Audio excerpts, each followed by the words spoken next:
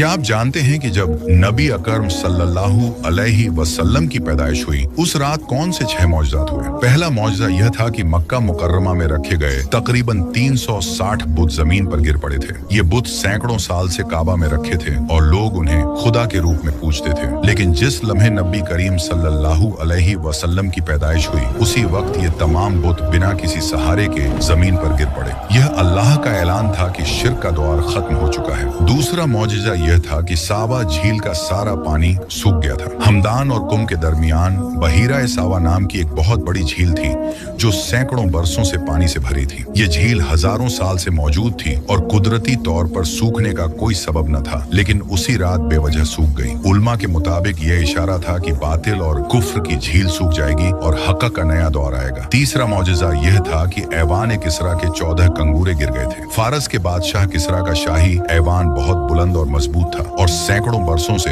अपनी ताकत और अजमत की निशानी समझा जाता था। नबी अकरम सल्लल्लाहु अलैहि वसल्लम की विलादत के वक्त यह पूरा ऐवान शदीद लर्जिश से कांप उठा और उसके 14 बड़े कंगूरे जमीन पर गिर पड़े। किसरा खुद को सबसे ताकतवर हाकिम समझता था, लेकिन जिस रात नबी अकरम सल्लल्लाहु अलैहि वसल्लम पैदा हुए उसी रात उसके ऐवान में थरथराहट आ गई। जब यह खबर फारस में फैली तो बादशाही महल में खौफ और हिरास की लहर दौड़ गई। चौथा मौजज़ा यह था कि फारस की हजारों साल से जलने वाली आग बुझ गई थी। फारस में पारसियों का आतिश बहराम नाम का मुकद्दस आतिशगाह मौजूद था जिसमें एक आग मुसलसल 1000 बरस से जल रही थी। यह आग पारसियों के लिए सबसे मुकद्दस थी और वो इसे खुदा का नुमाइंदा समझते थे। नबी अकरम सल्लल्लाहु अलैहि वसल्लम की विलादत की शब यह मुकद्दस आग बिल्कुल बुझ गई और स्याह हो गई। यह आग कभी बुझने वाली न थी, लेकिन उस रात नबी अकरम सल्लल्लाहु अलैहि वसल्लम की आमद से ये खुद ब खुद बुझ गई। पांचवा मौजज़ा यह था कि शयातीन को आसमानी खबरों से रोक दिया गया था। नबी अकरम सल्लल्लाहु अलैहि वसल्लम की विलादत के बाद आसमानों की तरफ शयातीन की रसाई रोक दी गई और उन्हें ऊपर की खबरें सुनने की इजाजत न रही। छठा मौजज़ा यह था कि पूरी दुनिया में अमन, सुकून और नूर की एक अजीब कैफियत फैल गई थी। रसूल रहमत सल्लल्लाहु अलैहि वसल्लम की विलादत की रात एक अजीब नूरानियत और सुकून की फिजा महसूस की गई। गोया कायनात में खुशी, राहत और रहमत की एक नई लहर दौड़ गई हो। लोगों के दिलों में बिला वजह हैबत भी थी और खुशी भी, जैसे वो किसी बहुत बड़े और बरकत वाले वाक़ये के करीब हों। यह कैफियत इस बात की तरफ इशारा थी कि रहमतुल लिल आलमीन सल्लल्लाहु अलैहि वसल्लम दुनिया में तशरीफ ला चुके हैं। आप सल्लल्लाहु अलैहि वसल्लम पर दुरूद पाक पढ़कर कमेंट में लिखें सल्लल्लाहु अलैहि वसल्लम।